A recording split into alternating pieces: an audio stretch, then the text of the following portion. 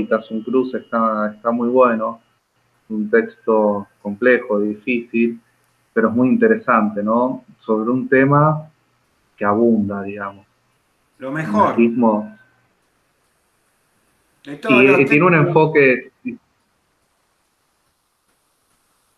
muy Me ibas bueno. a decir algo, yo corto, porque vieron que si estamos juntos se puede hacer eso. No, que me pareció muy, muy bueno cuando analiza, cuando de alguna manera irónicamente habla de los progresos de la sociedad moderna y cuánto esos progresos terminaron siendo necesarios para que pudiera ocurrir el holocausto. La verdad que me pareció muy, muy bueno.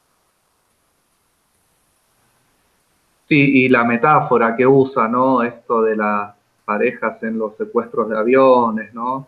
En el marco de la sociedad burguesa, está muy bueno. Bueno, el tema es así, el nazismo, digamos que hay sobre esta bibliografía es infinito, casi es inabarcable la enorme cantidad de producción que hay sobre el nazismo y sobre el holocausto. Ahora, es interesante, ¿no?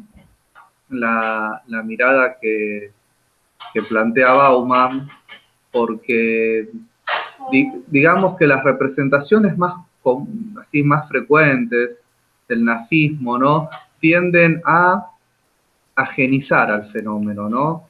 Es decir, tratarlo como si fuera una especie de aberración, que lo fue, sin duda, pero lo más común, tanto en la producción científica, digo, pero también en la cultura en general, en las películas y demás, ¿no?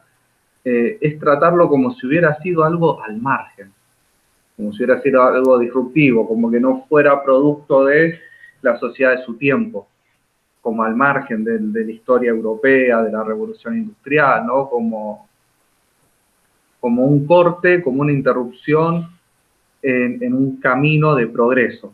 Me pareció como algo disruptivo y después antes progreso y después progreso, ¿no? Y en el medio está eso que lo más común es que se lo explica así, como algo, digamos, como algo ajeno a la historia europea, ¿sí? Eso es lo más común que abunda con respecto a las miradas que hay sobre el nazismo. Otras miradas con respecto a las cuales también habría que tener una distancia crítica, ¿no? Se suele considerar, obvio que tiene que ver mucho con cuestiones de historia alemana, y sí, pasó ahí, ¿no? Pero no es un fenómeno, quizás no conviene verlo como un fenómeno exclusivamente alemán, ¿sí? Si bien se entiende en ese marco, hay algunas miradas históricas que lo tratan como si los alemanes hubieran sido nazis desde siempre, ¿no? O sea, como si Lutero hubiera sido un pre-Hitler.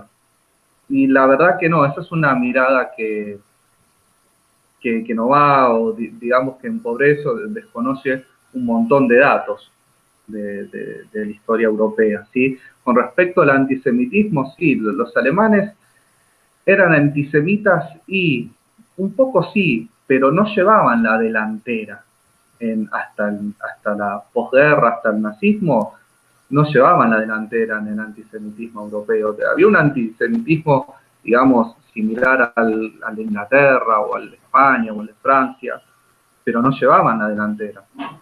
La delantera, de hecho, las publicaciones antisemitas estaban en Rusia, ¿no? Los protocolos, los sabios Sion, los pogroms.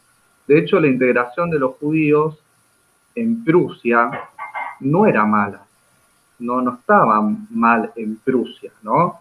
Después otra cosa era Austria, pero entonces también está esta imagen o considerar al nazismo como algo ajeno a la modernidad, a la industrialización, o si no como algo exclusivamente alemán, como un camino alemán.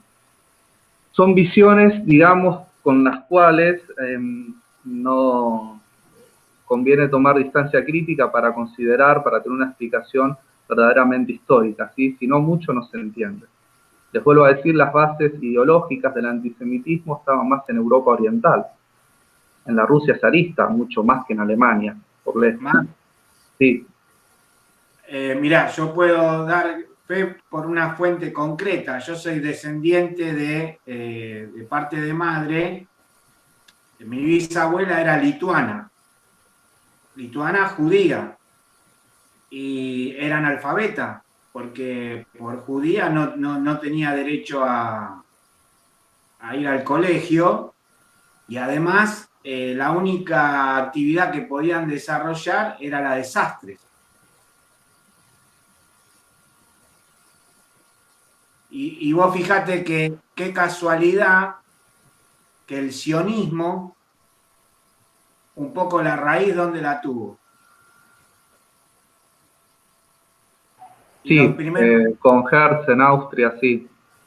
Y los primeros ministros, ¿cuántos primeros ministros de Israel da la casualidad que son nacidos en Europa Oriental?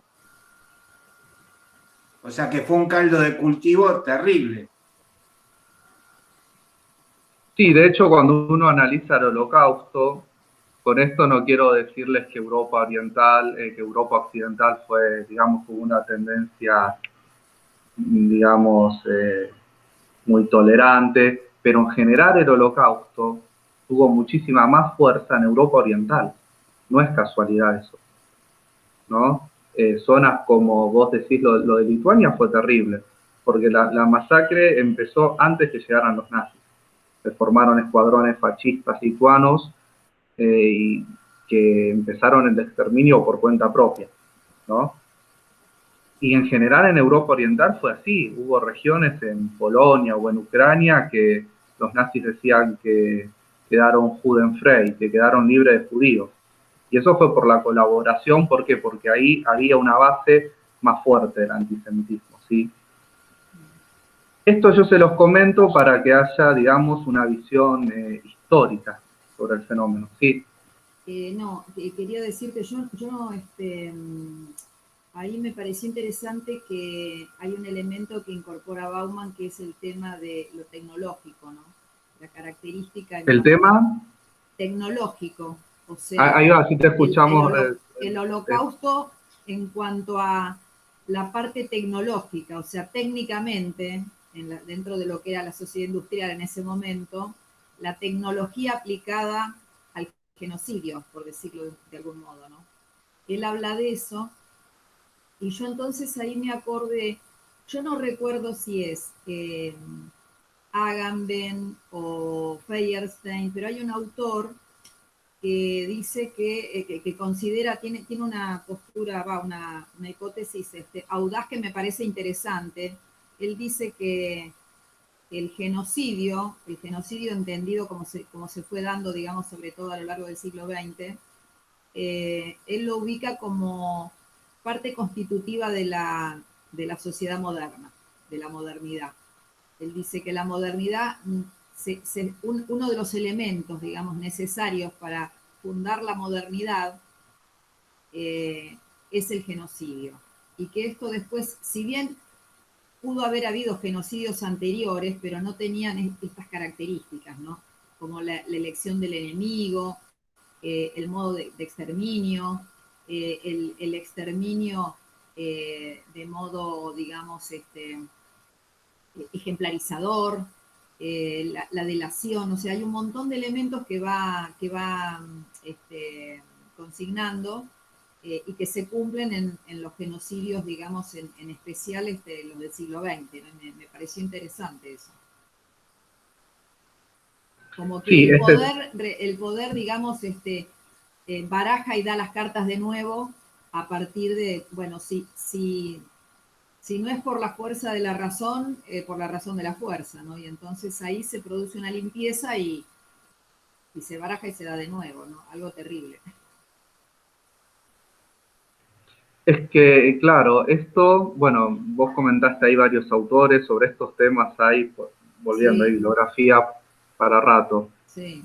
Pero digamos que el fascismo en general y el nazismo como este es el punto de vista que me parece el más interesante para adoptar, ¿no? Como una forma de fascismo, ¿no? El nazismo. Si bien descartó los objetivos o los horizontes de la ilustración, ¿no? Lo que no descartaron fue el uso de los medios modernos para una finalidad desquiciada, pero sin descartar lo que tenían a mano. Esto sí, sin duda alguna. Entonces, les decía, hay que tomar distancia crítica con respecto a estas miradas muy simplistas, ¿no? Como si los alemanes hubieran sido nazis desde siempre. En realidad no. O sea, el nazismo sí se explica en una sociedad moderna de gran desarrollo, muy culta. Eso es lo que sorprende de esta masacre. Hubo otras masacres, siguen pasando quizás otras masacres, pero lo que tiene de paradigmático esto es toda esa fuerza, ese medio cultural que se hizo, ¿no? Imagínense que disponer de las millones de personas, no solo judíos, ¿no? Prisioneros soviéticos, de todo, era mano de obra. Que hay un tema económico acá de las empresas que lucraron, incluso la medicina, pues la medicina pudo disponer casi por un momento único, ¿no? Tenían a su disposición cuerpos de seres humanos vivos, ¿no? En condiciones normales eso no se da tan fácil, ¿no? Y está bueno el tema entonces de la complicidad que atravesó a todos los niveles, ¿no? De empresarios, y la burocracia, como dice Bauman ahí, ¿no? Que se puso a disposición de esto, Claro. ¿no? Ahí entra muy bien, Adriana. Sí, Primo Levi incluso también habla de eso, ¿no? Del tema de la complicidad, que dice que, bueno, todos sabían, porque algún vecino o alguien conocido se habían llevado. Sí, sí. O sea, Sí, sin duda no se puede tapar el cielo con las manos, ¿no? Claro. El tema se sabía. Bien, entonces les propuse esto, de no caer en esta mirada simplista, ¿no? De ajenizar al nazismo, ni considerar que los alemanes eran nazis desde siempre. Y finalmente, con respecto a otra mirada muy, muy simplista del fenómeno, ¿no? Tiene que ver con el concepto de totalitarismo. ¿Qué es esto del totalitarismo? Es un concepto muy deudor de la Guerra Fría, digamos, que mete en la misma bolsa la experiencia nazi con la comunista. Digamos que no tiene nada que ver. O quizás en algunos momentos hubo alguna tendencia totalitaria, pero ¿qué es algo totalitario? Es cuando el Estado abarca todo, ¿no? Quizás en estas novelas distópicas, si vieron 1984, o ese tipo de... Es un Estado que manipula todo, ¿no? Entonces, muy de la Guerra Fría era considerar, decir, no, los nazis eran totalitarios, como los comunistas, ¿no? Es como un paraguas conceptual para meter ahí adentro experiencias que no tienen nada que ver. Son producto de sociedades muy, muy distintas. Quizás conviene verlo como un fascismo, como un fenómeno que no por casualidad ocurrió en toda Europa en este momento, ¿no? Y después, bueno, ustedes tenían una pregunta sola de Bauman, sí, ya un poco para ir cerrando con esto, ¿no? Pero yo recuerdo, ¿no? Lo que me comentaban profesores, tanto del profesorado como en la universidad, y es que en historia, digamos, hoy en día se tiende, estos son temas controvertidos, desde ya hay muchos puntos de vista, hay muchos autores, pero digamos que hay un consenso entre una mirada histórica que evite también, o que critique un poco a lo que son las miradas teolológicas. ¿Qué es esto de una mirada teolológica, ¿no? Es como una especie de mirada fatalista, ¿no? Es decir, si uno tuviera que explicar el nazismo, si ustedes tuvieran que explicar el nazismo, ¿no? ¿Qué fecha podrían seleccionar o qué momento? ¿A partir de cuándo hablar del nazismo? Digamos que un buen punto de partida puede ser la paz de Versalles, ¿no? Rendición de Alemania, Primera Guerra Mundial, sí, ese es el contexto. Una buena explicación tendría que arrancar desde ahí. Pero, ¿qué les quiero decir? Que no es que por la paz de Versalles, que sí o sí eso tuvo que haber derivado en el nazismo. ¿Se entiende lo que digo? Es decir, es parte del contexto que explica esa emergencia, ¿no? O sea, si sin eso no hubiera aparecido el nazismo, pero no es que sí o sí. Ahí hubo un devenir histórico, pasaron cosas, ¿no? Hasta que Hitler llegó al poder. Y el otro hecho muy importante, sin duda, es la crisis económica del 29, ¿no? Ahí, en ese contexto, el nazismo era un partido de extrema derecha, era uno entre tantos, ¿no? Y de repente, por la crisis económica, pasaron a ser el partido más votado de Alemania, en elecciones limpias, democráticas, ¿no? Dieron un salto, al parecer por bronca, muchos alemanes decidieron optar por el discurso de odio de Hitler. Quizás no tanto por coincidencia ideológica con todo lo que decía el nazismo, sino por rechazo a la paz de Versalles, ¿no? Es decir, no se entiende, sin la crisis económica del 29, tampoco no se entiende cómo aparecieron los nazis, ¿no? Son elementos de una explicación, pero entonces habría que ubicar al fenómeno en contexto y explicar el devenir, no caer en una mirada fatalista, decir, bueno, pasó esta crisis, entonces nací. Y no es así, ¿se entiende? Sin duda, sin esa crisis, ese salto que llevó, la crisis fue lo que llevó a los nazis al poder, ¿no? Pero digamos que ya estaban los nazis ahí, en la escena política alemana, ¿sí? El tema de la crisis del 29, bueno, eso se lo va a explicar Nicolás ahora. El tema de la paz de Versalles quedó en claro, ¿no? Porque fue una paz fallida, digamos. Recuerdan eso, ¿no? El final de la Primera Guerra Mundial, vimos que a Estados Unidos le había costado intervenir en la guerra, y así como ganó, se fue. No quiso tener una presencia estable en Europa, porque traía, digamos, problemas internos, ¿no? Cuando termina la guerra se creó la Sociedad de las Naciones para mediar en los conflictos, algo así como la ONU, pero Estados Unidos no participa en la Sociedad de las Naciones, y eso le quitó fuerza, digamos, ¿no? En ese contexto de la paz de Versalles, es que se genera un malestar en Alemania, empieza a circular esto de la puñalada por la espalda, ¿no? Ahí comienza, digamos, el antisemitismo a tener fuerza en Alemania. Ya tenía fuerza en Austria, pero en Alemania, digamos, es ahí, es a partir de la rendición, cuando termina la Primera Guerra Mundial. Max. Sí.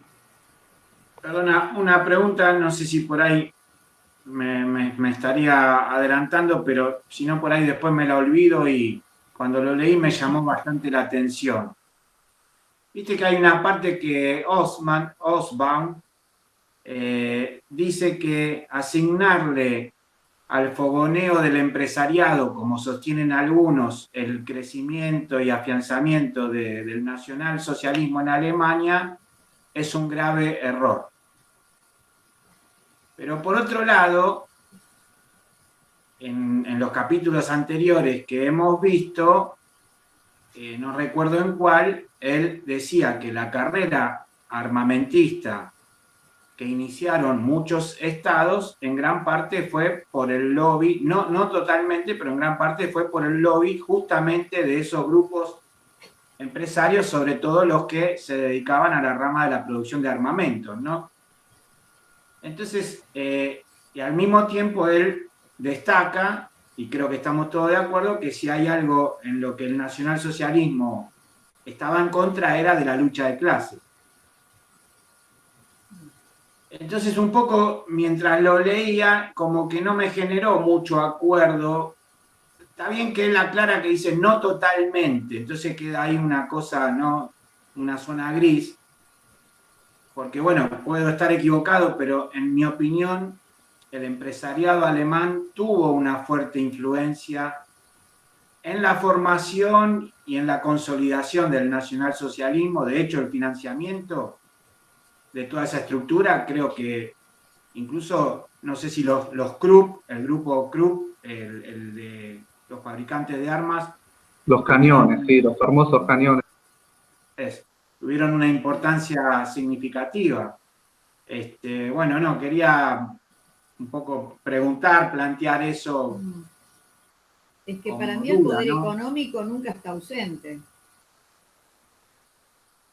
Es un elemento de gran peso, y entonces el empresariado forma parte del poder económico, así que... Empresariado, y no solo alemán. Uno de los grandes financistas de Hitler fue un americano estadounidense, Henry Ford, que bancó mucho la campaña del nazismo cuando empezó a ascender, a hacerse famoso por la crisis del 29, De hecho, hay una foto de Hitler cuando estaba preso escribiendo Mi lucha, que tenía una foto de Henry Ford, ¿no? El gran empresario americano, el símbolo también del sueño americano, ¿no? Claro. Y está la complicidad, sin duda alguna, del empresariado alemán, si no esto no hubiera ocurrido. El tema es complejo, el tema son varios actores, están los empresarios, sin duda, por una sociedad tan desarrollada económicamente. Eso lo trata un historiador inglés, se llama Ian Kershaw, que es como de lo mejor que hay sobre esto del nazismo. Y es compleja la relación, no es simplemente, digamos, de manipulación, ¿no? Como si los empresarios hubieran manipulado a Hitler o viceversa. No es tan así, es complejo.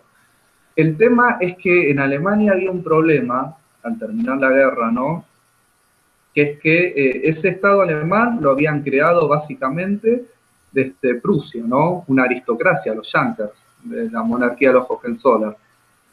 De algún modo, la República de Weimar, después de la guerra, nace muy débil, ¿no? Y digamos, estos aristócratas prusianos, los Junkers, siempre aspiraban a retomar las riendas del Estado. De hecho, del ejército nunca se fueron. Pero ¿cuál era el problema? Era la falta de legitimidad de esta gente para poder gobernar. A diferencia de otras regiones de Europa, en Inglaterra en especial, donde la aristocracia tenía una base bastante firme, hubo fascismo en todos lados, movimientos fascistas. Pero donde las aristocracias tenían las riendas del poder, no, la amenaza fascista no pasó a mayores, ¿no? En cambio, en Italia, en Alemania, donde la situación era muy compleja, apareció este experimento contrarrevolucionario fascista, ¿sí? En el caso de Alemania, terminada la República de Weimar, sobre su final, termina en manos de un aristócrata de Hindenburg, que era de la aristocracia prusiana, ¿sí? Al parecer los empresarios a lo que apuntaban era eso, a restaurar la situación, pero no podían. Se quería, pero no podían volver, digamos, a la situación del Segundo Reich. Antes que el comunismo, el nazismo, ¿no? Esa es la elección que hicieron claramente.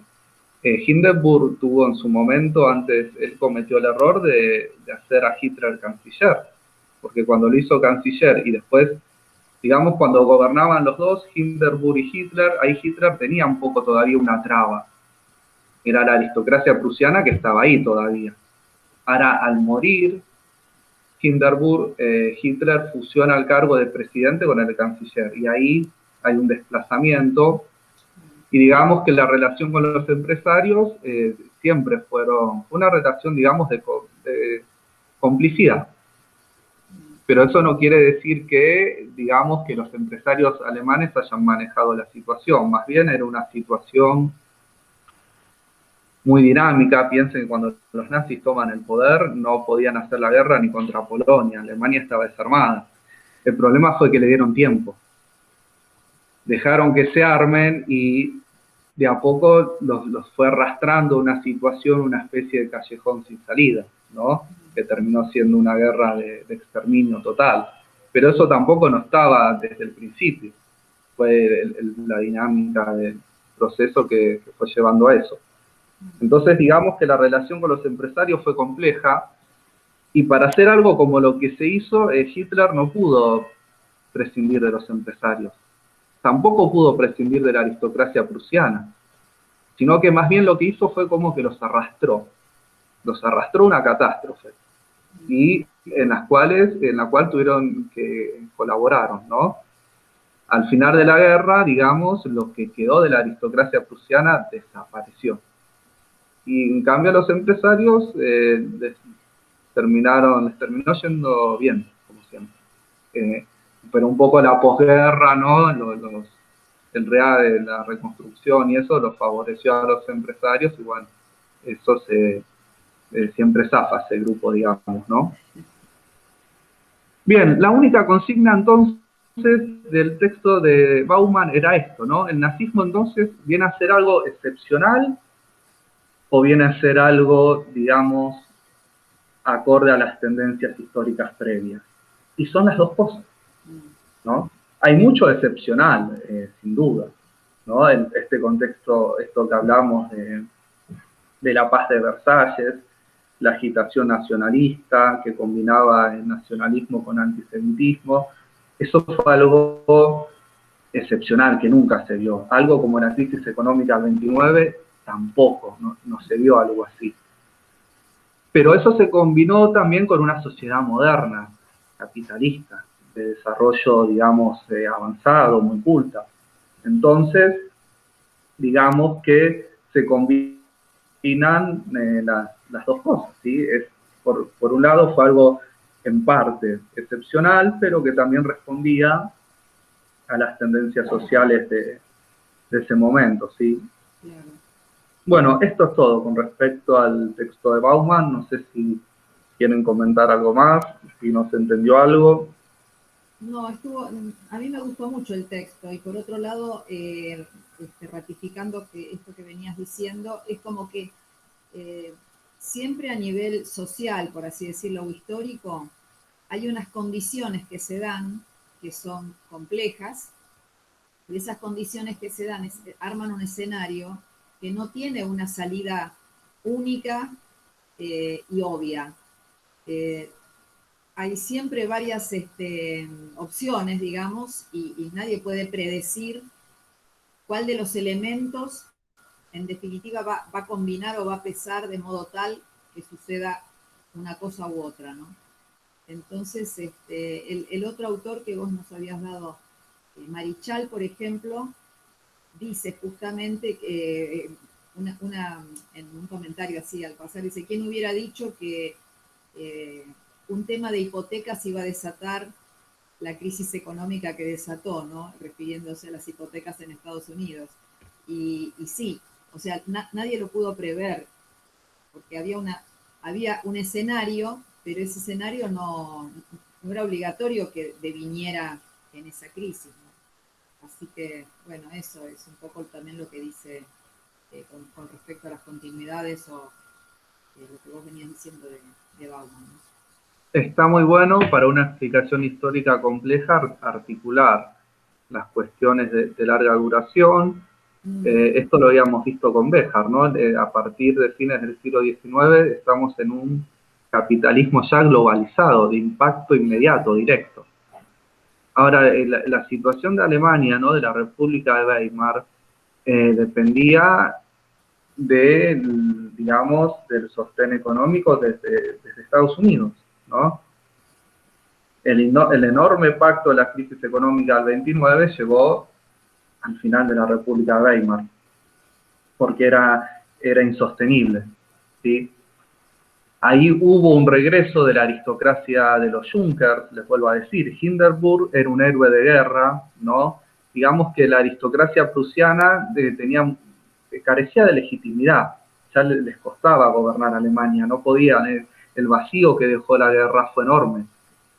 Y en ese hueco peligroso, ahí aparece el fascismo, donde estas aristocracias, piensen que los Hohenzollern venían de, ¿cómo es? De la paz de Westfalia, de la guerra de los 30 años, ¿no? Que se creó Prusia, y después crearon Alemania en base a Prusia. Eran monarquías muy antiguas que dejaron un vacío enorme. Lo mismo en Austria, con la caída de los Habsburgos. Colón llegó a América, ¿no? Representando a los Habsburgos. O sea, miren en la monarquía del 1500, ¿no? En ese hueco, en ese vacío, apareció el fascismo, ¿no? Ese fue el caldo de cultivo que les permitió a estos grupos de extrema derecha aparecer. Cuando pasa la crisis del 29, reaparece la aristocracia prusiana, ¿no? Con Hindenburg ya con una especie de dictadura, y ellos habían dicho que en caso de que haya un levantamiento nazi y comunista al mismo tiempo, porque no hay que perder de vista esto, después del nazismo venía el comunismo, esa era la otra opción. Decían, si hay un levantamiento nazi comunista al mismo tiempo, en que el ejército no daría abasto para enfrentarse a un país vecino, ¿no? Eso en la mentalidad militar. Y eso llevó a que los que tenían la rienda del Estado, ¿no? A duras penas, estos aristócratas, en un error de cálculos muy grave, le cedieran poder al nazismo, más del necesario. Lo incorporan al gobierno, ¿no? Y ahí empieza un proceso dinámico en el que, sin destruir completamente a esta aristocracia yanker, los nazis van tomando las riendas del Estado. Y eso es lo que explica lo que lleva a la Segunda Guerra Mundial, ¿sí? Los arrastraron, digamos, a sus objetivos, ¿sí? Un poco, quizás como se conoce en el caso de la conquista de América, lo que hizo Hernán Cortés, esto de quemar las naves, ¿no? Cada cosa que hacía el nazismo arrastraba. Tanto a la aristocracia como a los empresarios, a todos los arrastraban por un camino que no podía terminar muy bien, ¿no? Como fue la reocupación de Renania, ¿no? Primero terminar con la paz de Versalles, rearmarse, remilitarizar Renania. Después, bueno, Hitler era austríaco, incorporó a Austria y eso le dio mucha popularidad. Y en ese contexto de popularidad, las aristocracias fueron cediendo mucho del control del Estado, ¿no? Y eso los fue llevando un camino, un callejón sin salida, ¿no? Después ya cuando invaden Polonia, bueno, ya la guerra mundial, ni que hablar la invasión a Rusia, sí. Pero digamos que eso no estaba escrito en ningún lado que iba a terminar así, ¿no? Bueno, esto con respecto al nazismo, igual estos son temas que tienen para rato, ¿sí? Ahí quería hacer una intervención respecto a la consulta de Néstor. Hoban dice que efectivamente no se puede explicar la intervención de los industriales que desarrollaban como actividad la industria armamentística. No se puede explicar el proceso sobre eso, si bien tenían interés y hacían lobby por eso, digamos, no se explica en ese sentido. Pero no se explica porque, digamos, necesitan también previsibilidad para el ordenamiento social capitalista, digamos. Un conflicto de tal magnitud, digamos, viola lo esencial para el desenvolvimiento del capitalismo, que es la previsión de lo que va a suceder mañana desde el punto de vista de la acumulación capitalista. Bueno, eso marca Hoban como una cuestión interesante, ¿no? Respecto a mi pregunta. No se puede entender meramente el accionar de las burguesías que desarrollaban como actividad la industria armamentística, ¿no? No todo se explica desde eso, ¿no? Si bien había algún sector que hacía lobby porque le convenía, pero digamos que eso no explica el proceso. Está en uno de los secundario, digamos. Sí, es secundario, no es la cuestión principal. Y para, digamos, dejar clarificado, digamos, cuáles son las condiciones sociales y políticas que dan origen o que explican, ¿no? Nunca es una dimensión exclusiva, ¿no? Nunca hay una linealidad en los procesos, ¿no? Son complejos, hay múltiples causas. Bueno, pero una de las causas significativas es la crisis del 30, ¿no? Eso es una cuestión importante, y la crisis del liberalismo como teoría, ¿no? Porque efectivamente hay una crisis del liberalismo en todo su sentido, ¿no? Como razón de mundo, como visión universal, no solamente desde el punto de vista económico, sino de entender la razón de mundo, ¿no? Hay una crisis muy importante del liberalismo que se capitaliza por ambos sentidos, digamos, ¿no? Una de las salidas de ese corrimiento es explicada por el auge del conservadurismo, ¿no? Son movimientos radicalizados, con rasgos autoritarios, xenófobos, nacionalistas, que empiezan a cuestionar que esa visión de mundo que se empieza a originarse con la Revolución Francesa. Bueno, todo ese estatus teórico, ese cuerpo teórico liberal empieza a ser puesto en duda, ¿no? Para ambos lados, ¿no? Lo capitaliza en mayor medida la derecha, eso lo va a explicar muy bien Hoban. Pero efectivamente la crisis económica tiene una dimensión muy significativa, ¿no? Y para eso hay que remitirse a la década del 20, para entender por qué tenemos un proceso, una estabilidad, si se quiere, monetaria que explica un gran crecimiento económico en los años 20, ¿no? Un gran dinamismo, sobre todo a raíz de, articulado a través del crédito bancario y el auge de las bolsas a escala mundial. No solo en Europa, sino en Estados Unidos también, ¿no? Y esto, digamos, trae una temprana expansión de las multinacionales, un gran dinamismo económico, ¿no? Es un momento de gran confianza en las inversiones bursátiles, que también, digamos, trae también asociada una nueva estabilidad económica, digamos, en esta la idea del progreso expandido para todos, ¿no? Esta gran imagen, ¿no?, típica americana del crecimiento económico y la estabilidad económica, donde cualquiera puede hacerse rico, ¿no? Sobre todo invirtiendo, sobre todo en los sectores medios, ¿no? Invirtiendo en la bolsa. Lo cual, la década del 20, digamos, coincide con el gran auge de Wall Street como un periodo financiero, como la City, digamos, de prosperidad, donde el crédito a corto plazo se expande y eso, digamos, dinamiza inversiones, sobre todo en lo que hace el paradigma de consumo, ¿no? Se expande muy bien, ahí el ordenamiento liberal, el orden liberal, tiene un auge inusitado, ¿no? Lo cual estamos hablando de una época donde hay una expansión económica importante, ¿no? Y que esa expansión económica se ve atada o ligada a la expansión de la bolsa principalmente, ¿no? Es decir, hay toda una recuperación de los bancos comerciales, la inversión, que habían sido, digamos, atravesados crisis a partir de la Primera Guerra Mundial. Bueno, todo eso se recompone y el mundo principalmente occidental, ¿no? Siempre hablamos del mundo occidental, eso no lo olviden, empieza una etapa de un auge muy significativo, ¿no? Y que eso también coincide con la implementación a escala planetaria del patrón oro, ¿no? Esto es muy importante. No solo la bolsa de Wall Street, sino la bolsa de Bruselas, de Ámsterdam, experimentan un auge muy de crecimiento inusitado, sobre todo a través de la opción del patrón oro, ¿no?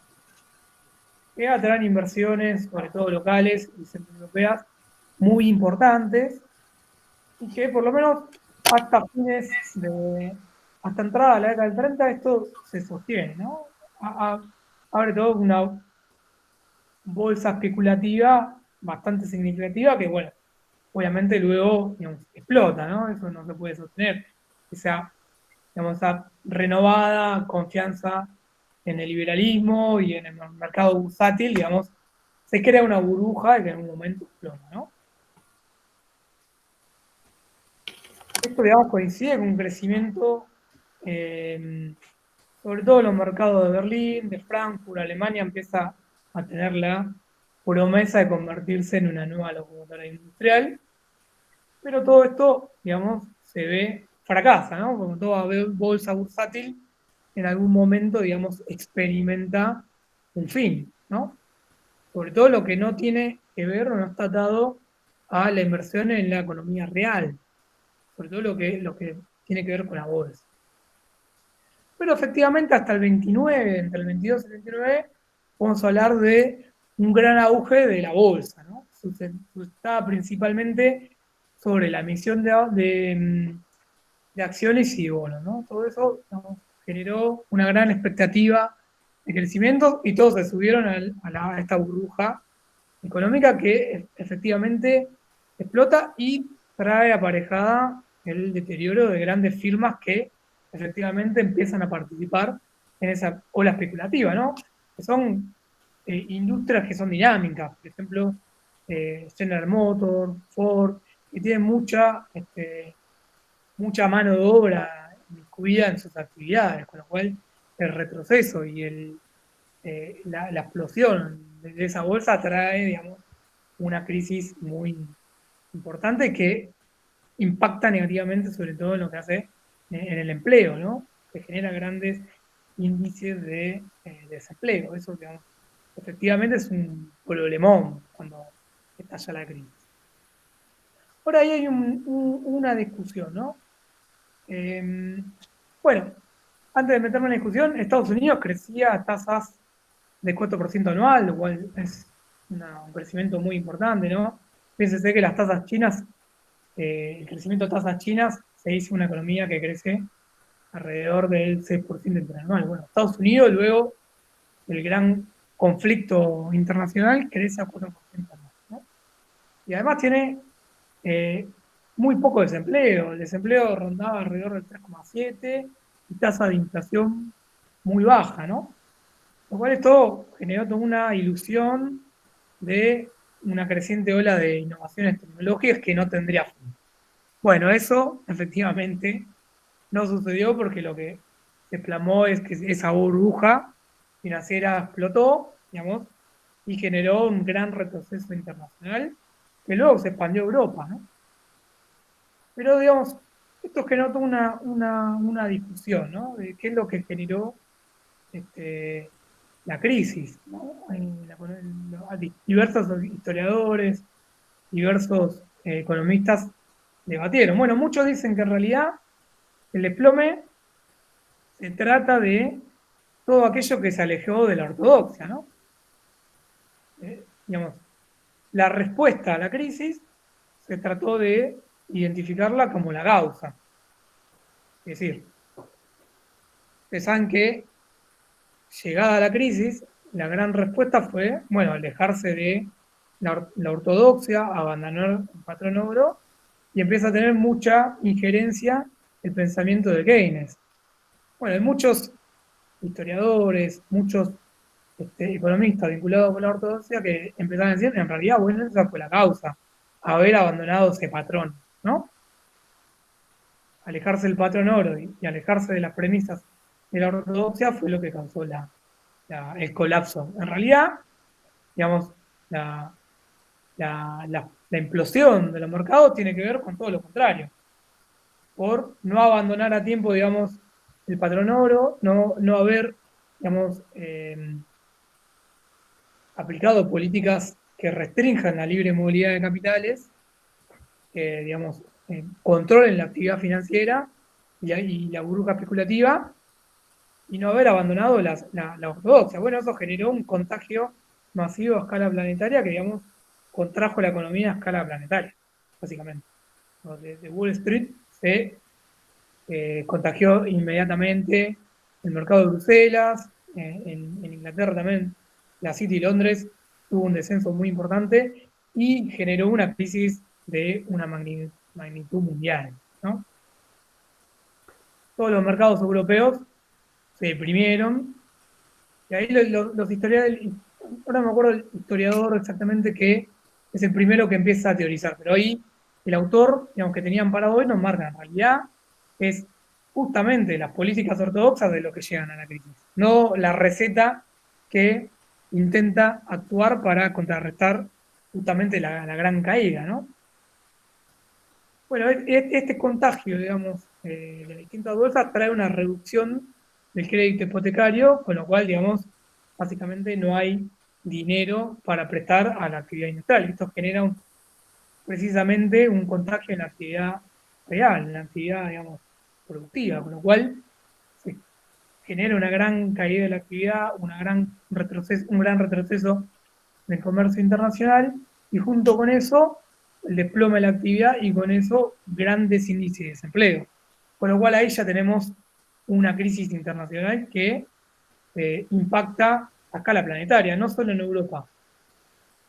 Y justamente empieza a tener efectos en los distintos continentes. Digo, Argentina es uno de ellos, por ejemplo, ¿no? Que rompe, por ejemplo, para graficar, le genera un golpe al modelo agroexportador. Ahí Argentina tiene que revisar su inserción internacional, ya que no se puede sostener esta relación bilateral con Inglaterra. Bueno, se revé y ahí, digamos, empieza a ensayar la estrategia de la industrialización. Lo mismo sucede con los distintos países de la región, los que implementan industrialización, distintas industrializaciones sustitutivas para justamente suplantar al comercio internacional que se encuentra completamente deprimido por una crisis, ¿no? Ahora, lo llamativo es que la crisis del 29 tuvo ciertos indicios, no es que fue algo inesperado, hubo muchos indicios, pero a pesar de lo que no dice el autor, que a pesar de los indicios, ninguno de los países centrales se corrió del patrón oro ni de la ortodoxia. Entonces, lo que generó, digamos, es un colapso inmediato cuando la crisis fue mucho más seria, ¿no? Y, digamos, a pesar de los inicios, no se tomó ninguna carta en el asunto, ¿no? Al no correrse de la ortodoxia, digamos, a los distintos economistas, a los distintos historiadores, la caída, el famoso jueves negro, lo tomó como una manera sorpresiva, ¿no?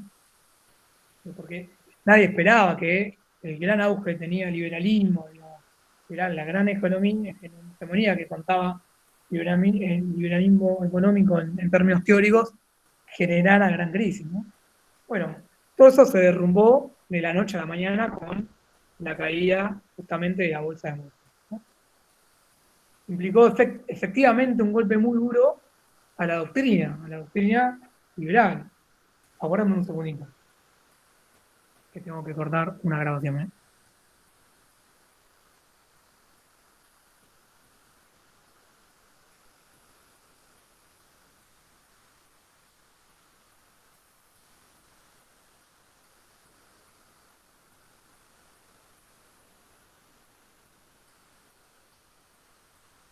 ¿Puedo decir algo mientras tanto?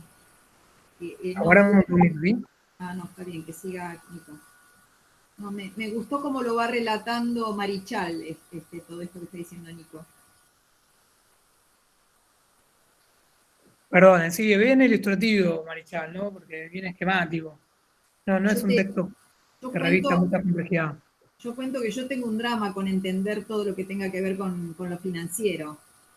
Y entonces cuando leí el texto corto que ustedes mandaron, me enganché y empecé a buscar a ver si podían encontrar el libro en PDF. Y no lo encontré. Entonces lo empecé a buscar en Mercado Libre y encontré un único ejemplar porque había empezado a leerlo, pero vieron en esas páginas donde hay páginas que te las ponen en blanco, que no podés seguir la lectura. Pero está cargado en el drive. No, el libro entero no, el de Marichal no. ¿No está entero? Es una reseña, ¿no? Es una reseña cortita sobre el libro. Me lo compré. Yo creo que lo tengo. Bueno, se lo voy a pasar entonces. Bueno, porque me pareció que igual que está haciendo ahora Nico, lo explica con un lenguaje que yo puedo entender, digamos, no tan técnico. No, yo estoy tratando de ser técnico, no ser técnico justamente, pero bueno. Por eso, tal cual. Yo creo que lo tengo entero. Quizás me confundí y subí una reseña. Sí, es una... Bueno, ahora está agotado el libro, es más, me volví loca porque como se llama nueva no sé qué, de la crisis financiera, nueva historia de la crisis financiera, y hay una versión de Claxo. Yo pensé que la de Claxo era nueva, que como que estaba más actualizada. Y bueno, y finalmente no, me di cuenta que es la misma que tiene editada Random House en el 2010, así que bueno, me compré la única que hay. Pero sí, estuve viendo si por Claxo la podía enganchar. Es un libro para tener, efectivamente. Sí, me pareció interesante. Es un libro muy bueno. Pero bueno, nada, efectivamente, digamos, desde el punto de vista del liberalismo y de la ortodoxia no se esperaba una crisis, ¿no? Algo que ponga en cuestión, digamos, la vigencia con la cual contaba esa doctrina hasta ese momento. Bueno, la crisis se lo llevó puesto, básicamente, ¿no? Y abre la grieta, digamos, la famosa grieta que hoy se plasman en Argentina, digamos, viene de ahí. Son dos miradas contrapuestas de cómo dar, digamos, una respuesta a la crisis del 30. Eso es lo que está discutiendo el mundo hoy. Miren la importancia que tiene, ¿no? Hoy se discute eso, básicamente, de manera muy esquematizada, ¿no? No quiero hacer estos saltos tan largos en la historia, pero efectivamente se discute el liberalismo y el keynesianismo a grandes rasgos, ¿no? Y en Argentina se dirimen en elecciones libres, eso es muy interesante, como ningún país en el mundo, de forma tan clara, esa es la famosa grieta. Bueno, tiene la implicancia de cómo se da respuesta a una crisis internacional, ¿no? ¿Se pusieron a pensar alguna vez eso? De cómo vuelven algunas cuestiones, algunas discusiones filosóficas de larga data y se plasman, digamos, y se articulan en racionalidades políticas contrapuestas. Bueno, hoy estamos discutiendo eso, digamos. No hay un consenso. Hoy el liberalismo en su faceta neoliberal, con las grandes distinciones que tienen, digamos, no es hegemónico, si bien cuenta con cierta hegemonía, eso está puesto en dudas en la escala planetaria, ¿no? Y no hay una corriente alternativa que sea hegemónica. Bueno, hay una crisis ahí hegemónica, ¿no? Por las distintas crisis. Pero bueno, efectivamente la crisis del 29 se lleva puesta la doctrina liberal en su faceta filosófica, ¿no? Y abre una nueva etapa en el mundo, ¿no?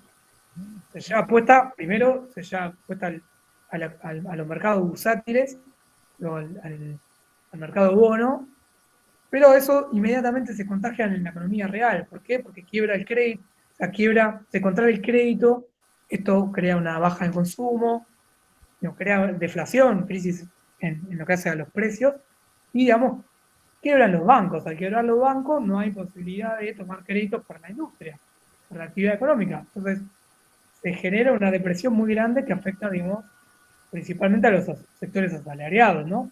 No solo, también quiebran muchas empresas, quiebran bancos, y efectivamente, digamos, estamos en una crisis inusitada en la historia, por lo menos en la historia moderna, ¿no? La anterior fue la del 70, la de 1870, la que origina como respuesta el imperialismo, digamos, a la crisis, pero esta crisis, digamos, mucho más profunda, ¿no? Y se expresa como en una expresión mucho más global, porque también en las economías emergentes se ven afectadas por esta crisis, ¿no? Cambia, digamos, el mapa geopolítico. Y en Europa, lo que nos dice Hoban, uno de esos articulaciones, digamos, o cómo se puede articular es explicando las condiciones sociopolíticas, socioeconómicas de la emergencia del nazismo principalmente, ¿no? En Alemania. Una de las respuestas en Estados Unidos es, digamos, toda esa política contracíclica guiadas por el keynesianismo, y en Alemania, digamos, los que mejor leen esto es el partido nazi, ¿no? Es el que mejor respuesta le da a la crisis. Vamos a ver por qué. Es decir, en Estados Unidos la caída de la producción industrial fue alrededor del 46%, en Alemania del 42%. Imagínense la magnitud de esto, de esta crisis, que una cuarta parte de los trabajadores se encuentran desocupados. Los que mejor resolución le dan a este movimiento o a esta crisis es el nazismo, digamos, ¿no? En Alemania. ¿Por qué? Porque abandona inmediatamente la doctrina ortodoxa.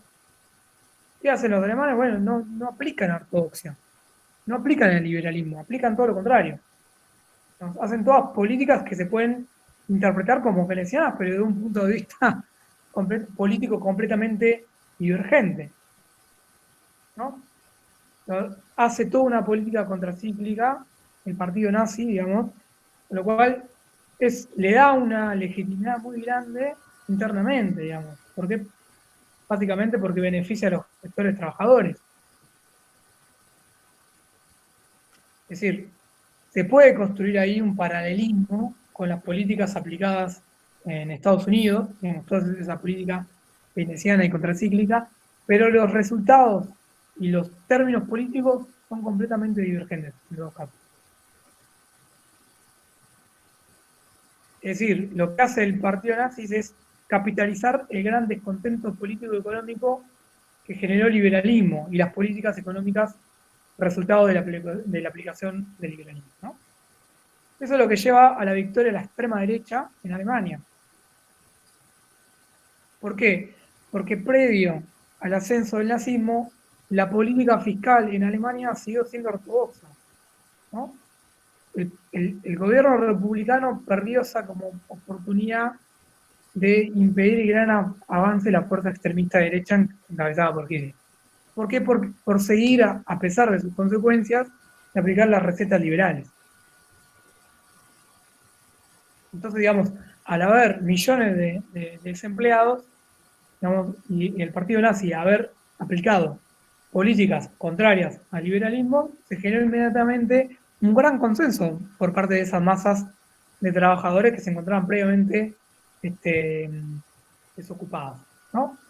Con lo cual, un gran número, una gran masa importante de trabajadores votaron al partido nazi.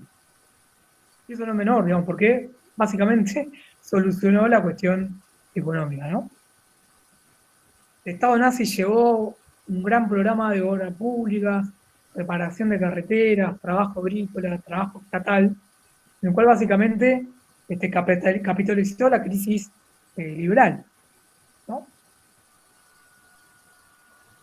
Es decir, autorizó un gran gasto público, promovió planes de construcción de autopistas, la primera fábrica de coches populares de la empresa Volkswagen la financió el partido nazi para dar respuesta a la crisis del 30. Paralelamente, disolvió los sindicatos, esto no es algo menor, ¿no? Ahí, digamos, el resultado político es completamente distinto. Persiguió a la socialdemocracia, escarceló y exterminó a los comunistas, y también, digamos, empezó a tomar forma la gran persecución a la población judía, ¿no? Que luego concluye con uno de los grandes exterminios y genocidios del siglo XX, ¿no?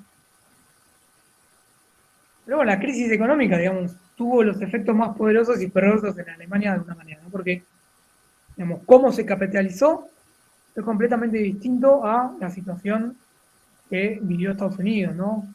Que es completamente alternativa, ¿no? Pero efectivamente el Estado nazi fue exitoso en darle una respuesta a la crisis. Con lo cual,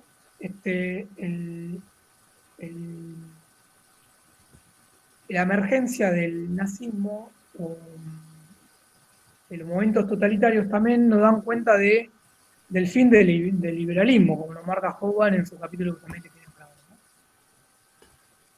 Efectivamente, los momentos totalitarios que surgen en este momento, principalmente el fascismo, nos habla de la ruptura en términos ideológicos del liberalismo, ¿no?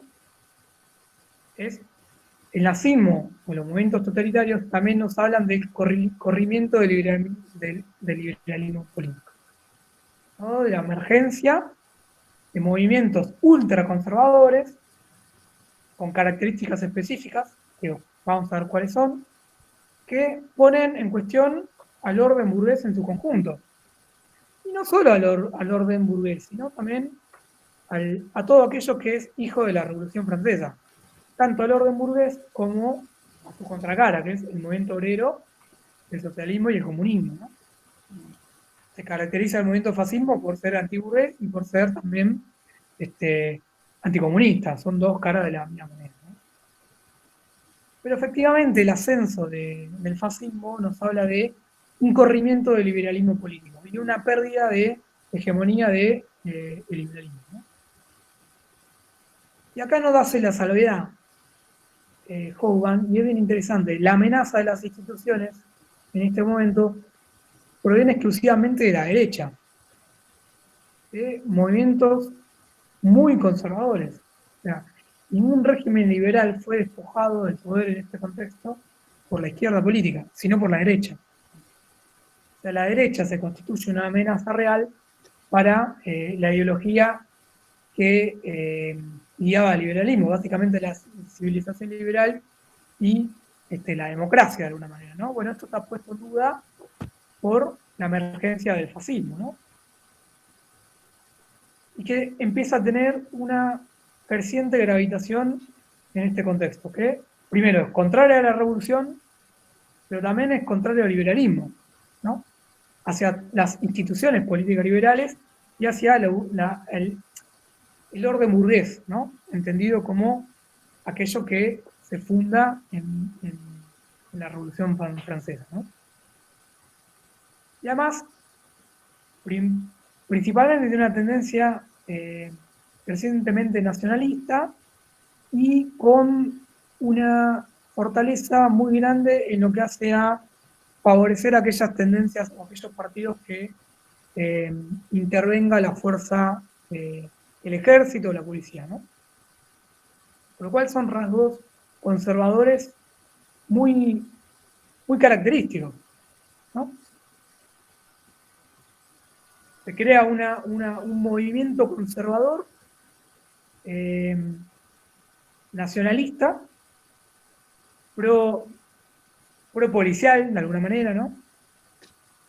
Favoreciendo toda aquella política policial o que tenga que ver con la injerencia militar, y además fuertemente antidemocrático y contrario al orden burgués, ¿no? Es decir, los fascistas serían como los revolucionarios de la contrarrevolución, ¿no? Es bien interesante. Básicamente es como un movimiento contrarrevolucionario de aquello que se funda con la Revolución Francesa y con características bien interesantes, ¿no? Es decir, tiene inmerso un rechazo al liberalismo, por un lado, pero también un rechazo creciente y ferviente hacia el movimiento socialista, ¿no? Y además, bueno, tiene un carácter xenófobo bastante particular, que empieza a pronunciarse en contra de aquellos movimientos de desplazamiento de extranjeros o corrientes de inmigrantes que empiezan a ser características en la época, ¿no? Con lo cual genera una oleada de xenofobia masiva que se irradia a lo largo de todo el mundo, ¿no? De alguna manera, Hoffman nos dice que manifiesta el resentimiento de los humildes contra el gran capital y también contra el movimiento obrero naciente, ¿no? En particular, porque efectivamente pone en cuestión el ordenamiento burgués. Y esto se articula llamativamente con el carácter antisemitista que ya, digamos, existía en Europa, ¿no? Y empieza a articularse y a tomar una expresión particular en varios movimientos que empieza a ser hostiles principalmente hacia la población judía, no solo en Alemania, sino en toda Europa, ¿no? Es decir, acá Hoffman dice que hay una línea de continuidad entre el antisemitismo popular y el exterminio masivo de la Segunda Guerra. Digamos, se puede leer en un mismo movimiento, ¿no? Que tiene que ver con la emergencia de movimientos populares de derecha, que son distintos a los movimientos de derecha liberales, ¿no? Que no, básicamente, ¿en qué se diferencia? Básicamente las fuerzas conservadoras liberales no apelaban al gran movimiento de masa. Bueno, las fuerzas fascistas conservadoras sí apelan al gran movimiento de masa, ¿no? Al pueblo pobre y trabajador, de una manera. En su mayoría, desempleados. Desempleados producto de las condiciones que produjo la doctrina liberal. Con lo cual, el fascismo le da una dinámica triunfal a las fuerzas conservadoras o fuerzas neoconservadoras, con características propias, ¿no? Las nuevas élites conservadoras, digamos, apelan al gran movimiento de masas. Y esto la distingue a las distintas fuerzas conservadoras, a las fuerzas conservadoras anteriores, ¿no? Que no apelaban al movimiento de masas. Y la novedad es que encima esta fuerza consiga superar la Gran Depresión, con lo cual se consolida como movimiento político, porque logra vencer a esta crisis económica, con lo cual no solo consolida el retroceso del liberalismo, sino que le da una gran dimensión política a los movimientos fascistas, ¿no? ¿Por qué? Porque básicamente logra generar ese dinamismo económico. Además, después, la carrera armamentística también genera un desarrollo de la industria. Con lo cual ahí nos dice Hoffman que esos fenómenos se articulan y explican la emergencia del fascismo, ¿no? Por eso nos dice que el surgimiento de las fuerzas conservadoras digamos, y el corrimiento del liberalismo se articulan en la emergencia del gran ascenso de Alemania y del fascismo en particular, ¿no? Porque logra vencer la Gran Depresión y logra movilizar a la gran masa desclasada como producto de la crisis. Básicamente es muy sencillo lo que dice Hogan. No es mucho más que eso, ¿no? Básicamente acá hay un corrimiento del liberalismo, pero que es capitalizado principalmente por las fuerzas conservadoras, que además, digamos, tienen una particularidad específica, ¿no? Que aluden a la gran movilización de las masas. Pues, digamos, es bastante sencillo los dos textos, no es mucho más que eso. No sé si tienen ahí alguna consulta. Después esto, obviamente, se va a replicar en otros países, no solo en Alemania, ¿no? Sí, a mí me resultó más amable explicado ahora por vos. Por Hoffman me resultó largo y por momentos me mareaba un poco hasta que después en la última parte sí, ahí ya marca las características, bueno, hace como una síntesis, pero me costó un poco el texto atravesarlo. En cambio, escuchado por vos, es como que sobre Es el texto interesante leído porque me resultó piola. lo que plantea Hogan, creo que es en el capítulo siguiente, No. que es como que plantea una gran especie de guerra civil mundial, ¿no? Entre la democracia y las fuerzas del fascismo, ¿no? Y que el capítulo de España es como un anticipo a esa situación. Bastante interesante, ¿no? Que no, ya se vive ahí lo que luego va a vivir el mundo entero, ¿no? Con la emergencia del nazismo principalmente. Le dar una fortaleza a esas fuerzas conservadoras, partidos antiliberales y antisocialistas, anticomunistas, que tienen una expresión de masa muy importante. Bueno, se va a armar como una especie de cruzada internacional, digamos, entre los hijos de la Revolución Francesa, que en un momento se va a explicar como la alianza entre Rusia, la Rusia revolucionaria, y Inglaterra para frenar al fascismo, ¿no? Bueno, es como la gran lucha mundial entre las fuerzas hijas de la Revolución Francesa y aquello que empieza a poner en cuestión los ideales de la modernidad. Es bien interesante esto, ¿no? Es bien interesante la introducción de Historia del siglo XX, que también Hogan nos dice, que finalizado el siglo XX, hacia final de siglo, el mundo empieza a enfrentar los problemas típicos de fines del siglo XIX, ¿no? Que mucho de eso es la emergencia de fuerzas conservadoras que también ponen en duda la modernidad misma.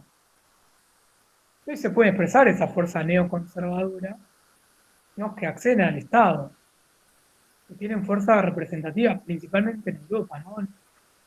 Partidos neofascistas, no sé si ustedes siguen la coyuntura europea, ¿no? Ahí tienen representación parlamentaria.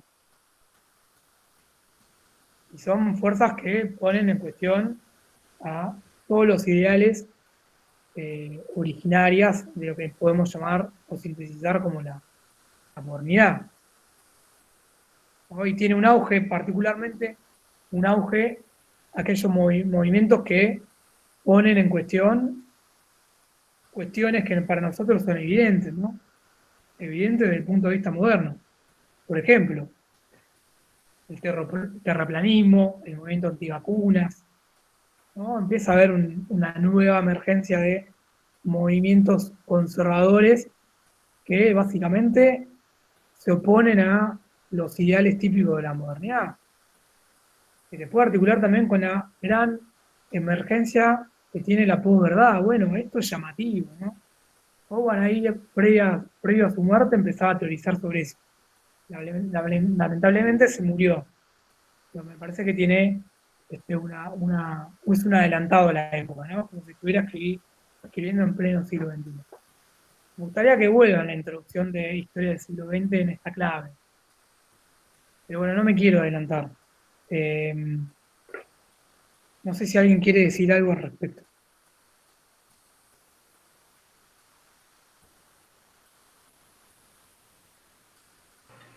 En relación a lo último, Nico, es interesante considerar desde la teoría política, ¿no?, la especificidad del fascismo, que hablamos de cuando hablamos del fascismo, ¿no?, como un fenómeno específico, porque como sirve también como, digamos, como un insulto, ¿no?, decir tal persona es facho, ¿no?, se pierde la especificidad, ¿no?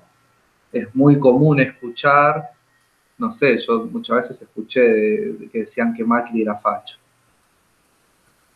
Bueno, puede haber cierto darwinismo social ahí, pero es un neoliberal, no es un fascista de la herencia de Benito Mussolini. Sí, Parece es que un no pasa por citado ahí. digamos, que De otra tiene... forma también, escucha, a veces se acusa como facho, no sé, a Chávez. Mucho no tiene que ver, me parece para nada, ¿no? Pero como se usa como un insulto, se abarca muchas experiencias que se pierde la especificidad, ¿no? ¿Qué hablamos de fascismo? Bueno, es esto que pasó en Europa. Es este tipo de reacción violenta contra la herencia de la Revolución Francesa, contra el liberalismo, ¿no? ¿Qué era Mussolini, los camisas negras, ¿no? Era reventar las cabezas de los comunistas a palazos. La propuesta que era, y la propuesta era esa, ir a los palazos, básicamente, ¿no? Y es de un fenómeno de este momento. O sea, tenemos a Mussolini, que fue el primero, y Hitler, que se inspiró mucho en Mussolini, o que leyó, digamos, que seguía de cerca a la experiencia italiana de gobierno, ¿no? El nazismo como una forma de fascismo. Y después, en muchos lugares de Europa también hubo, el fascismo es un fenómeno más de ese tipo de sociedad, ¿no? Ahí Hobsbawm es interesante, lo compara con Inglaterra, en el caso hubo un dirigente fascista, Mosley, pero que sin embargo no llegó. ¿Por qué no tuvo tanta popularidad el fascismo en Inglaterra? Porque la situación de las aristocracias era más estable. A diferencia de Italia, de Alemania, la situación política estaba más controlada. No quedó un vacío producto de la derrota en una contienda. Eso es un poco lo que explicó por qué en Italia y en Alemania los fachos llegaron al poder, ¿no? Cuando los nazis llegan al poder es como que los fascistas de todo el mundo empiezan a levantar cabeza, ¿no? Era como así como la meca de la revolución era Moscú, de repente Berlín pasó a ser una especie de referente para todos los fascistas del mundo, pero en especial estamos hablando de un fenómeno europeo, ¿no? Y por ejemplo, en España fue un paradigma de la guerra, ¿no? Como acabamos de decir previamente, ¿no? ¿Y Franco qué era Franco? ¿Era facho o no era facho Franco? El generalísimo, ¿en qué clasificación política cae? Bueno, es muy complejo lo de Franco. Él tuvo, digamos, la visión y el éxito, ¿no? Si ustedes miran la Guerra Civil Española, ¿por qué fracasa la República? Bueno, la República Española terminó casi en una guerra civil interna, ¿no? Comunistas y anarquistas que en un principio, y socialistas, parecían que iban a ser un frente común y tenían toda una carga simbólica muy progresista con las brigadas internacionales, ¿no? Para frenar al fascismo, ¿no? Y sin embargo terminaron en conflictos internos, mientras que Franco, al revés, logró estabilizar una alianza entre un arco derechista, ¿no? Que incluía a sectores monárquicos premodernos, ¿no? Y también mucho apoyo de la Iglesia, pero también apoyo de la falange española, de grupos más fascistas, que aspiraban a una movilización de masas con otro significado, ¿no? Sin embargo, Franco unió a ese espectro de la derecha, mientras que los adversarios se dividieron, ¿no? Y eso le permitió triunfar en la guerra civil, ¿no? Entonces, no, les comento esto, que cuando pensamos en fascismo, también ver la especificidad, ¿no? A qué referimos con decir esto fascista, ¿no? Sí, interesante también en una de las lecturas cómo va explicando que el fascismo cómo se va armando, anexando grupos con orientación de izquierda con gente con orientación de derecha. O sea, va como traccionando grupos diversos, ¿no?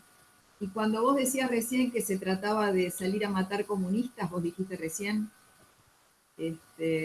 también hay un texto que tiene como un encabezado, ¿viste esas frases de encabezado de capítulo, de lo que ustedes mandaron hoy, que dice, no se trataba de, no se trataba de morir por un ideal o por la patria, no se trataba de morir, sino de matar. Y eso, bueno, es lo que acabas de decir, ¿no? Me pareció interesante pensar eso, que una cosa es morir por un ideal y otra cosa es salir a matar. O sea, impresionante. En vez de juremos por gloria Por gloria morir, ¿no? Claro, claro. No, Juremos por gloria matar, sería Sí, una cosa divertida. Me Sí, impresionó. sin duda. Basta ver a Mussolini, ¿no? ¿Cuál era la propuesta de Mussolini? La fuerza italiana, era eso. La propuesta política basada en los palazos, en el uso de la violencia física directa, ¿no? Lo primero que hace Mussolini es invadir a Etiopía, ¿no? Una región que había zafado, que se había mantenido al margen del imperialismo cuando los europeos se repartieron toda África. Esa región había logrado mantenerse aparte. Lo primero que hace Mussolini es ir a agredir a esta gente, ¿no? Para revivir a la raza italiana, ¿no? O sea, esta es la propuesta fascista, básicamente.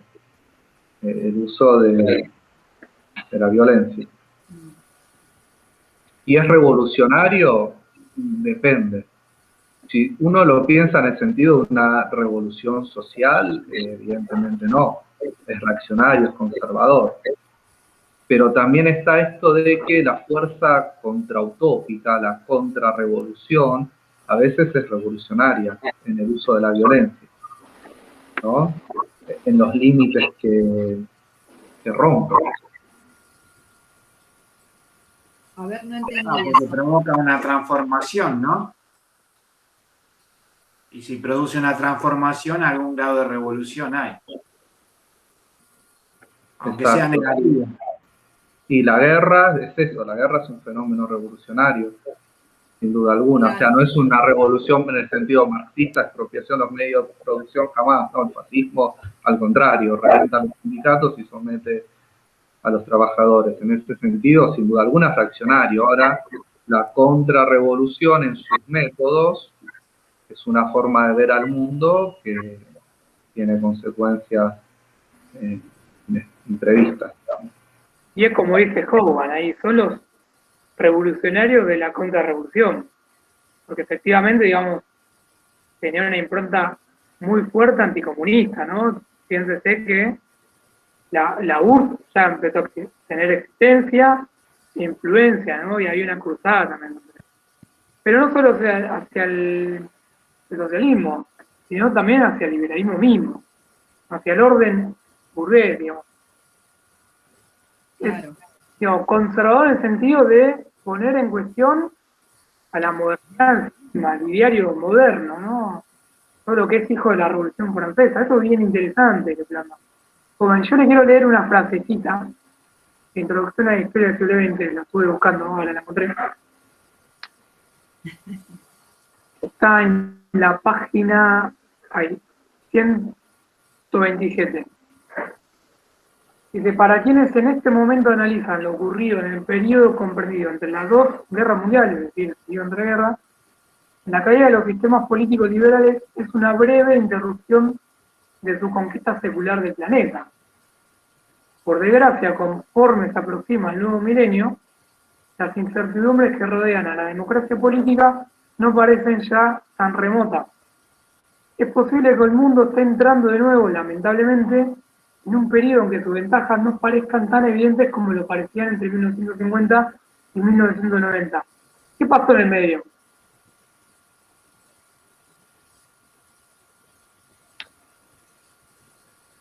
¿Qué pasó en el medio para que suceda esto? No hay respuestas correctas o incorrectas. Veo más como a modo de generar una reflexión colectiva, ¿no? Pensemos como cuerpo. La piensa individualmente, sino la piensa. ¿Podés leerlo de vuelta, Nicolás? Perdona. Bueno. Seguro pasó más de una cosa, Nico. Sí, pero me parece que algo que es una bisagra en el ordenamiento mundial. Para quienes en este momento analizan lo ocurrido en el periodo comprendido entre las dos guerras mundiales, es decir, el periodo de entreguerras, la caída de los sistemas políticos liberales es una breve interrupción de su conquista secular del planeta. Por desgracia, conforme se aproxima el nuevo milenio, las incertidumbres que rodean a la democracia política no parecen ya tan remotas. Es posible que el mundo está entrando de nuevo, lamentablemente, en un periodo en que sus ventajas no parezcan tan evidentes como lo parecían entre 1950 y... Bueno, ¿qué pasó en el medio para que suceda esto? Estemos enfrentando los problemas típicos y más cercanos a aquellos que acontecían en el mundo hacia fines del siglo XIX. ¿En qué año escribió eso? Esto, más historia del siglo XX, ¿en qué año lo escribe? Yo tengo la edición de 2010, obviamente es una reedición. No recuerdo ahora el año de la primera edición de historia del siglo XX. Es de principios de los 90. ¿Qué dijo Adriana?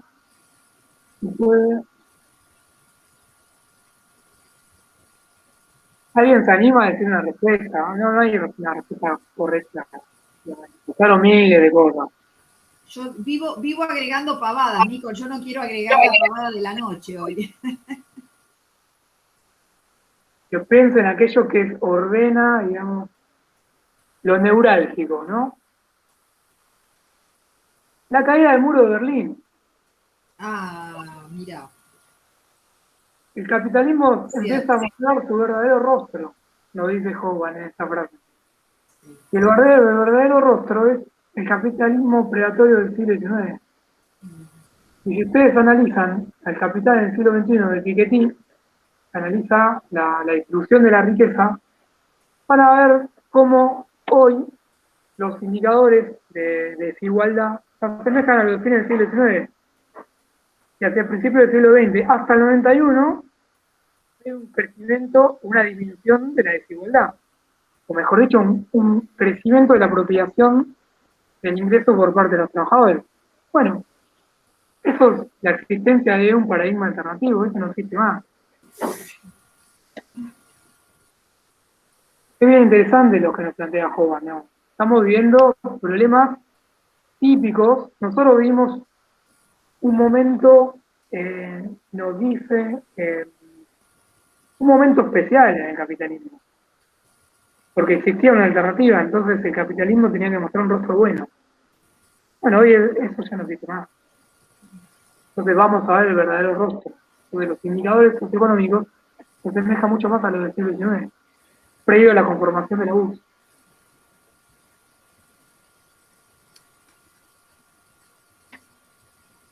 Y eso lo plantea Hogan en Introducción al siglo XVI del siglo XX.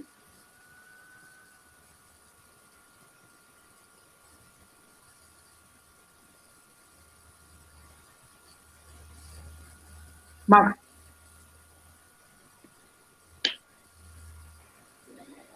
Bueno, creo que lo de hoy fue bastante interesante, son muchos temas para ir analizando y cerramos con esto lo que es entonces fascismo y crisis del 29. Si no hay dudas, comentarios, cerramos. Sí, y igual eso que decían recién, el tema de que lo de la contrarrevolución y todo.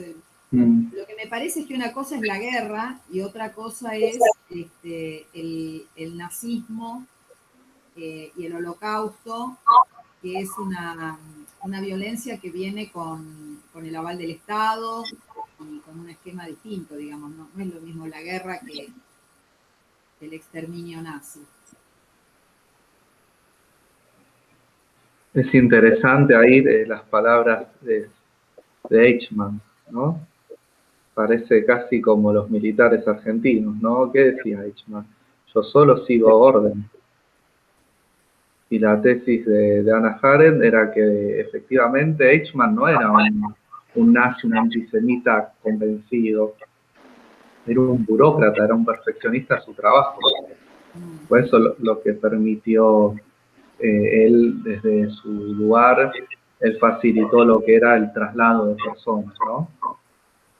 Ahora desde él lo miraba desde una lógica de que estaba moviendo números, no personas, ¿no?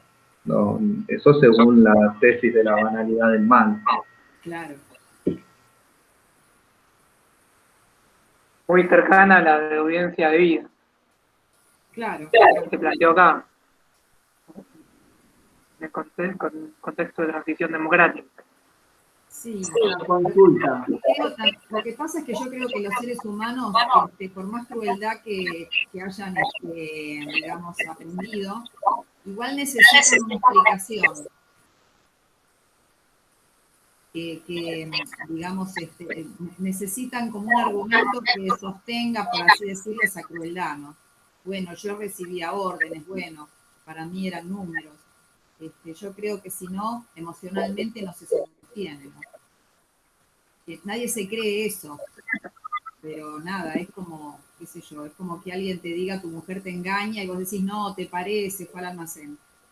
Digo, hay cosas que creo que es emocionalmente que no se sostienen y entonces hay una mínima dignidad incluso en el hombre más cruel, entonces me parece que son explicaciones, no sé cómo decirlo, absurdas, ¿no?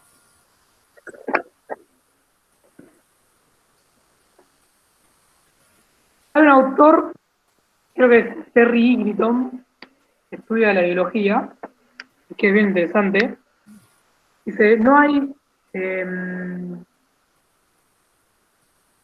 elemento, o no hay, no recuerdo exactamente cómo es la frase, mirá, se me vino a la mente, ahora se me olvidó. No hay orden de las ideas que no se corresponda con el orden de acción. Con el orden, eso es muy importante, o sea, la acción. De la acción. No hay orden de ideas que no tenga correspondencia en el orden de la acción, ¿no? Que no tiene una correspondencia. Sí. Nadie se inmola porque sí, por algo. Lo hace porque está convencido. Claro. ¿No? Toda idea tiene correspondencia en el campo de acción. Él estudia la ideología, ¿no? Nos dice eso, siempre hay correspondencia con el orden de ideas. Uno lo hace porque cree. Por eso nosotros, digamos, los neoliberales son los hijos de mil, no sé qué, lo hacen porque están convencidos. No porque se asuman como malas personas. Digamos, tienen una formación teórica, una formación ideológica determinada, una determinada visión del mundo, una anteojera, va justamente articulada con un proceso de normativización de la acción. Bueno, ¿qué es eso, digamos? Evidentemente nadie acciona porque sí, lo hacen porque tienen convencimiento.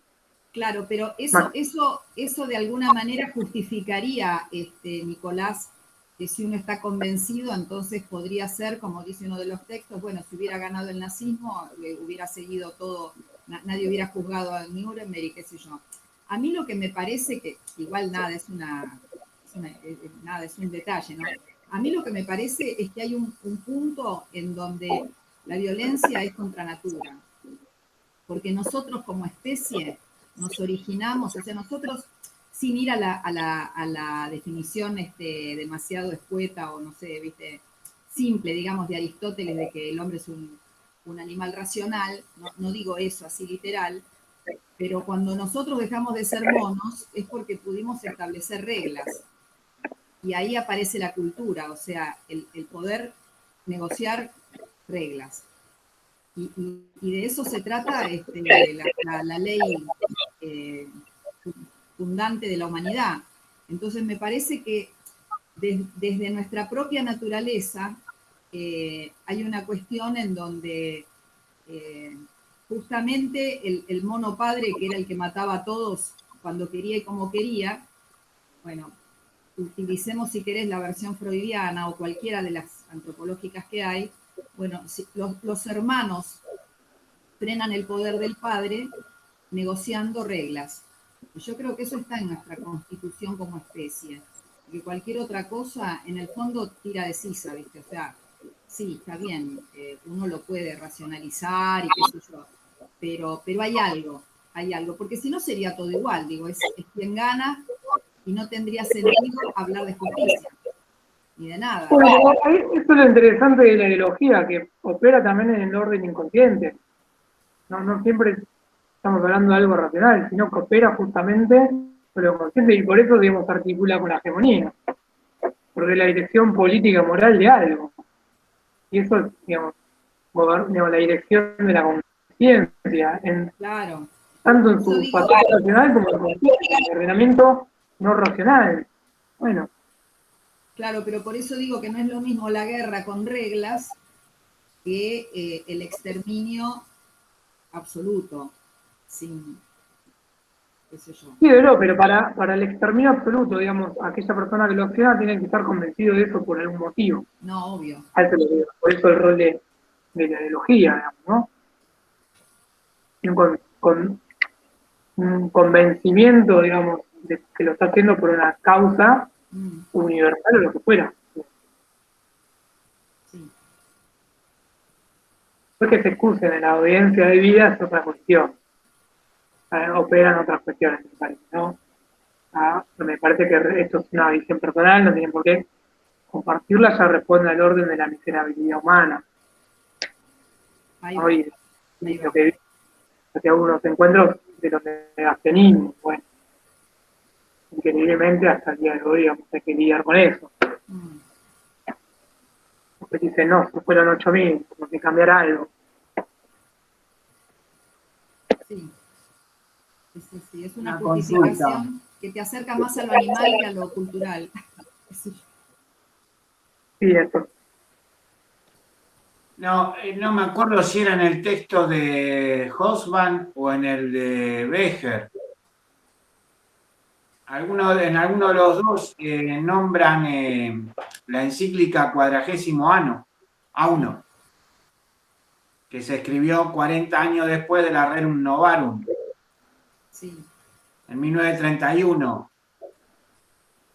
Y la verdad que aún ya leyéndola por arriba, algunas partes es bastante larga. Es interesante, porque llama a la restauración del orden.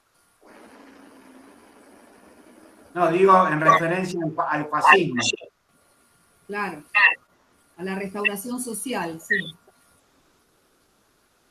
Incluso en una parte directamente va contra los industriales, que se apoderaron de todo, que invadieron todas las esferas. Por supuesto, siempre alejado de un tema de lucha de clases, ¿no? Sí. Sí, la complicidad de la Iglesia es un tema muy complejo, ¿sí? Sí. Ideológicamente, digamos, a veces el fascismo tendía a cierto neopaganismo, ¿no? O sea, era en especial con los nazis, más que con Mussolini. Había un problema ahí, ¿no? Ideológico en digamos, en los objetivos que seguían, esto de instaurar una religión neopagana, no sé, de rezarlo y al bosque, ¿va? En la visión nazi. Sin embargo, como acabas de señalar, había un consenso muy fuerte conservador, anticomunista, y a veces un consenso negativo contra un enemigo es lo que aglutina sectores diferentes, que es lo que se dio en el 20, en el 30. Sí, la Iglesia estuvo muy comprometida con el fascismo. Fue arrastrada, digamos. No es que manipulaban a los fascistas manipulaban a la Iglesia. No era así la relación. Una relación hubo, de hecho, con Mussolini, hubo muchos problemas hasta que se decidió la autonomía del Vaticano. Y en Alemania también había problemas con la Iglesia. Sin embargo, pese a los conflictos que hubo, también hubo grandes acuerdos que tuvieron más peso. Estos acuerdos básicamente anticomunistas, en esa visión así conservadora, ¿no? Sí, bueno, son temas que dan muy complejos, que dan para mucho. Y esto que comentaban antes de la guerra, del exterminio, bueno, después vean, hay una fuente histórica muy clásica que se usa mucho, que es el discurso de Hitler, el jefe de la CSS, cuando estaba muy avanzada, de la solución final, ya ese nombre burocrático para encubrir, no para llamarlo explícitamente explotación de personas, seguida de tortura, masacre, población, bueno, no, solución final. Y hay un discurso ahí que un poco que dice todo. O sea, es llamativo porque a la vez que lo niega, lo dice, ¿no? Y es reconocido que Hitler, como burócrata, cuando demostraron un fusilamiento, el tipo un poco más se horrorizó, salió disparando el miedo, pero después, cuando les da el discurso a los oficiales, dice que tienen siendo el pulso y que sean firmes porque esa es una misión histórica, que es lo mejor que van a hacer en su vida, prácticamente. Es un discurso que se analiza mucho, este de Hitler. Bueno, esto entonces, algo más con respecto a lo de hoy, yo ya lo detengo, tengo la grabación.